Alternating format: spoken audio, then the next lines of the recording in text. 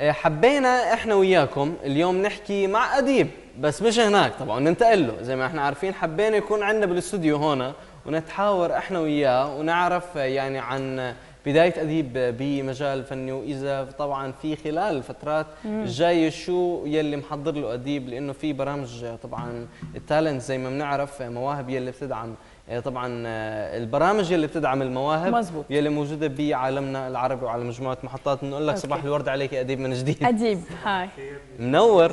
منور يعني قريب هالمرة منور. ايه هالمرة قريب. ايه انا طيب. كثير مبسوط اني قربت لكم. نحن كمان.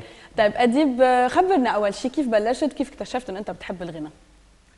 بلشت من خلال الطلائع في المرحلة الابتدائية من الدراسة. أوكي. كانت الأنسة بعد كل درس تكون بالأوقات الاستراحة تخليني أغني أغنية أو تنتين. بلشت بالأغاني الشعبية والوطنية. أوكي. اللي بيحبوها، القدود، الموشحات. الله.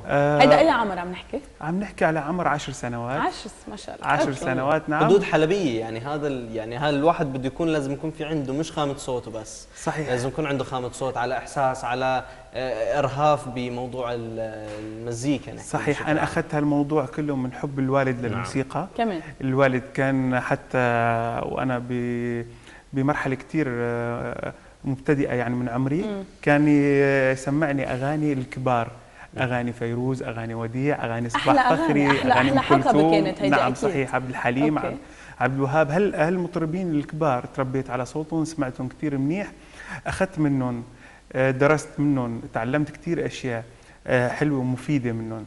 السلطنة، الأغاني الحلوة، الأغاني الراقية، الروح كيف عم يتشرب هيدا. صحيح. هذا عشقي للموسيقى دفعني أتعلم على آلة موسيقية لتكون لي سند في بحر الموسيقى الواسع. يعني ففي مرحلة 14 من عمري درست الموسيقى وتعلمت بمعهد موسيقي وتخرجت بعمر 18 سنة. حلو. فدخلت الجامعة بهالعمر. الله. وكان معي سند هي آلة العود. ودائما بحفلات الجامعية، بالمسارح الجامعية نقوم بحفلات سمر، أمسيات، وخاصة كمان بالعطلات الانتصافية وعطلات الصيفية كنا نطلع رحلات وننبسط مع الدكاترة والأصدقاء. صحيح. ويزيدوا لك العلامات. أيوة. الله. طيب ما راح اعترف على حالي بس بدي احكي لك شغله، يعني الله على العيله يلي بتكون بتهتم بابنها بالموهبه بالفكر، لانه الواحد صراحه يعني مجرد ما يعني اهتم بابنه وخلاه يعني يمشي نحو المنحى يلي هو كثير حابه، صدقا هذا الولد يعني لما يكون يكبر ويصير شاب ويعمر صراحه راح يكون مبدع وانسان فنان وراقي. فطبعا هي الدعوه اللي احنا دائما بنحكيها للاهالي، انه يعني اولادكم دائما لما تحسوا عندهم موهبه معينه خلوهم يعني يبلشوا فيها، نموها بمعاهد، بعدين خلوهم يدرسوها وبعدين يشتغلوا فيها، لانه بالنهايه راح تصفي يعني موهبه فنيه رائعه، وهي عندنا اكبر دليل. طبعا كمان بشجعون على الدراسه كمان. اكيد اكيد يعني يمشوا بنفس النظام مع الدراسه. يعني مع اداره اعمال انا ودارس موسيقى. اوكي. طيب يلا شو بدك تغني لنا هلا؟ رح نباشر اول شيء باغاني. نحن موجودين بدوله الامارات العربيه، ودوله الامارات العربيه اغاني خليجيه بحبوها كثير. فتقربا من شعب الامارات الطيب المضياف اللي دائما بيستضيفنا بكل صدر رحب، فحابين نقرب له باغاني خليجيه. تفضل. يا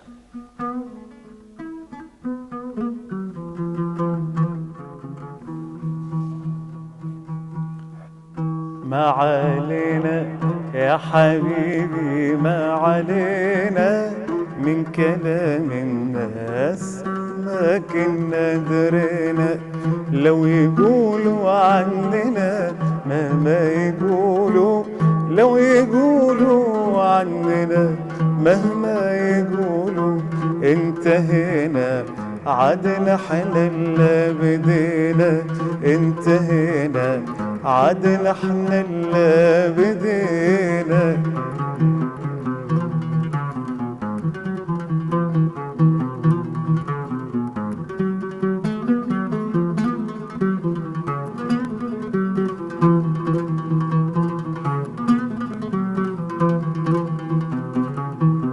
كل كلمة حب نحيها معانا كلمة العذال نرميها ورانا، كل كلمة حب نحييها معانا، كلمة العذال نرميها ورانا.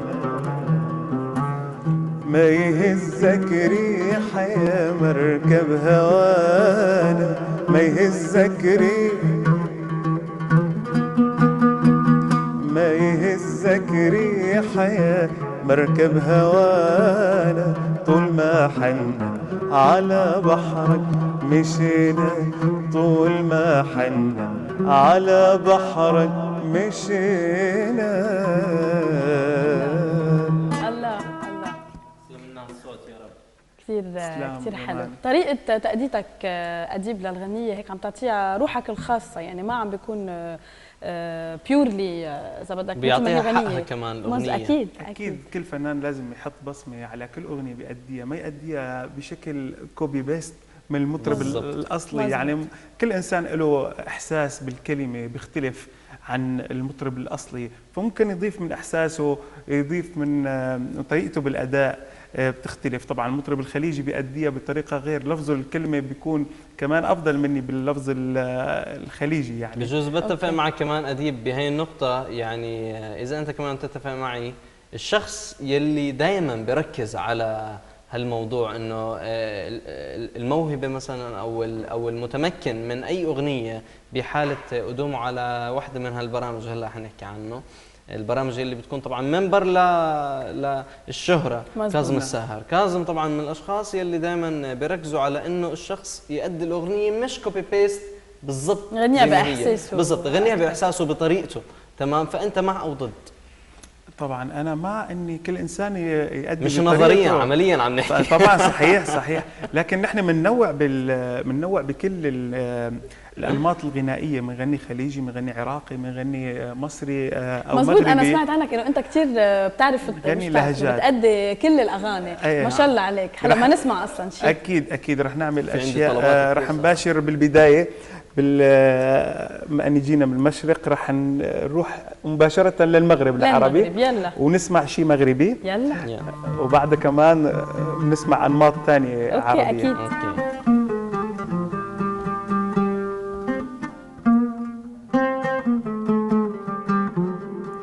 يوم يشبه يوم، حياتي هذه، حياتي هذه، حياتي اللي تمنيت تكون ماشي هذه، ماشي هذه. وروني زهري فين يكون، وانا زهري فين يكون، راح العمر غادي. وروني زهري فين يكون، زهري فين يكون، راح العمر غادي. ويوم يشبه يوم، حياتي هذه، حياتي هذه، حياتي اللي تمنيت تكون ماشي هذه، ماشي هذه. وروني زهري فين يكون، زهري فين يكون، راح العمر غادي. ومرة فرحان، مرة غضبان، مرة عادي. ومرة فرحان، مرة غضبان، مرة عادي. بدموعي أديب حبيب غنيت، وأديب حبيب غنيت، وعيت النادي. وما أنا موجود، ما أنا معدوم وغريب في بلادي. وما أنا موجود، ما أنا معدوم وغريب في بلادي. وروني زهري فين يكون، وأنا زهري فين يكون، راح العمر غادي. ويوم يشبه يوم، حياتي هذه، حياتي هذه، حياتي اللي تمنيت تكون ماشي هذه، ماشي هذه. وروني زهري فين يكون، وانا زهري فين يكون، راح العمر غادي. وروني زهري فين يكون، وانا زهري فين يكون، راح العمر غادي. الله الله. هي بلاد المغرب العربي. فسر لي هالغنية عن شو بتحكي. هي بتحكي عن دائما كل يوم مثل باقي يوم، يعني انسان عايش بروتين الحياه قاسي عليه، فهو عايش كل يوم بيومه وما عنده شيء جديد بحياته. من كثر الملل عمل هالاغنيه الشاعر ولحنها وسواها للناس اللي عايشين روتين اليومي، يعني عندهم دائما ما في شيء جديد بحياتهم. مين عراب أديب؟ عراب اي مطرب حلبي، اذا بتساله صباح فخري اكيد. اكيد، فهو اللي تربينا على صوته بالقدود الحلبيه اكيد، وهو عراب اي مطرب حلبي. تعرف شو نفسي اسمع هلا منك؟ تفضل. قدك المياس. تكرم عينك. يلا تكرم عينك. نحن قاعدين بدنا هي تكرم عينكم. زياد.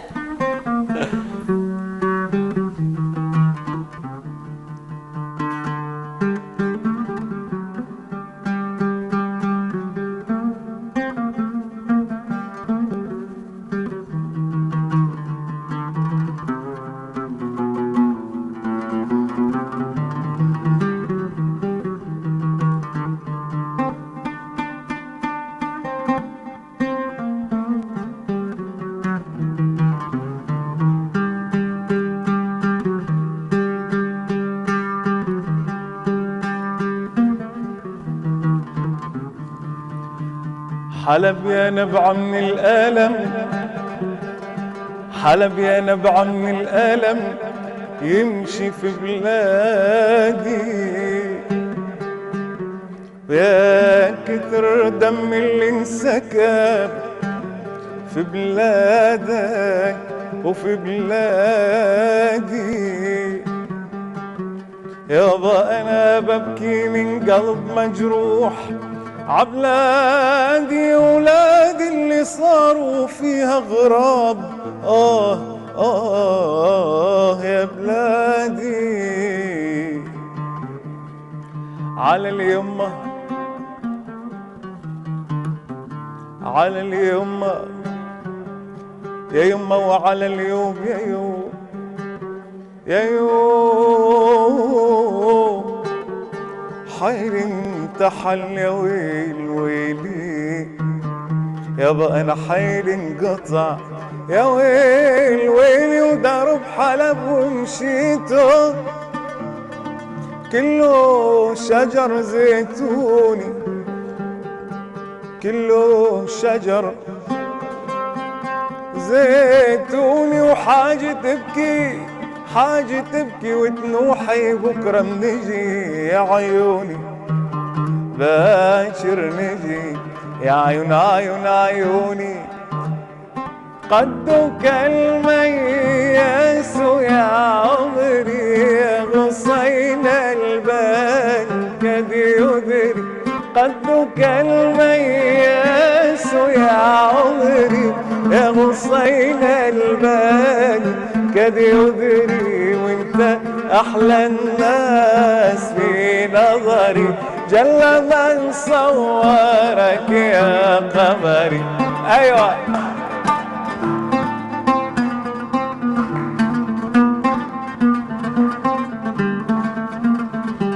انا وحبيبي في جنينه والورد مخيم علينا، انا وحبيبي في جنينه والورد مخيم علينا، انا وحبيبي في جنينه والورد مخيم علينا، انا وحبيبي في جنينه والورد مخيم علينا، انا وحبيبي في جنينه والورد مخيم علينا، انا وحبيبي في جنينه والورد مخيم علينا.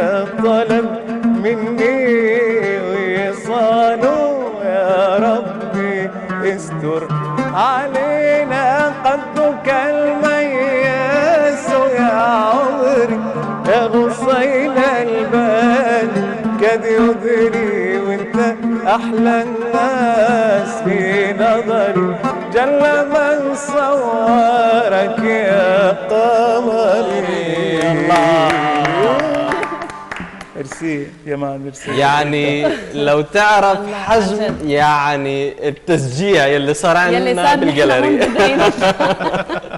صراحة. ميرسي.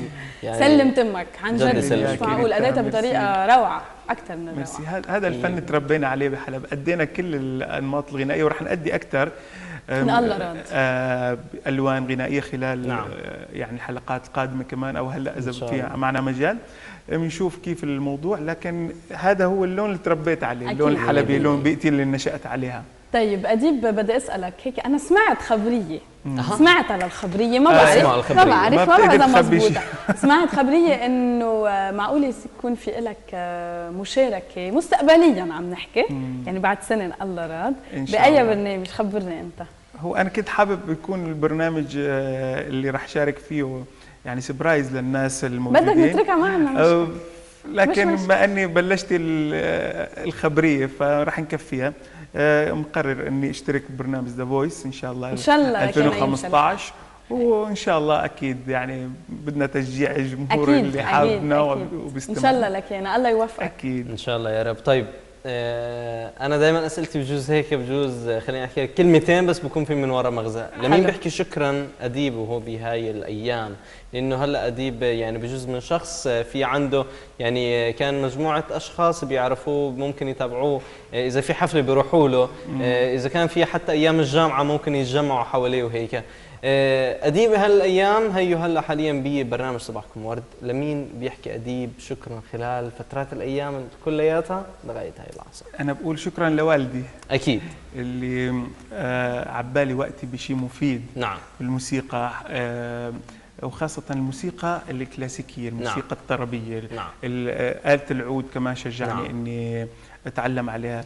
والدي كان مدرس في الجامعة ما بيقدر كان يلتزم بموضوع الأغاني نعم. لكن كانت هوايته وعشقه الطرب، فأنا نميت وأخذت من هالموضوع وتعمقت بهالموضوع. كيف علاقة الحب ما بينك وما بين آلة العود؟ العشق دائما. عشق، ما بطلش حب، صرنا بالعشق، مو معروف. أكيد عشق. وحتى انك عم تقول لها هيدا السند تبعك، يعني هيدا الشيء. ايه، هذا آلة العود هي الفرقة الموسيقية تبعي، هي جناحي.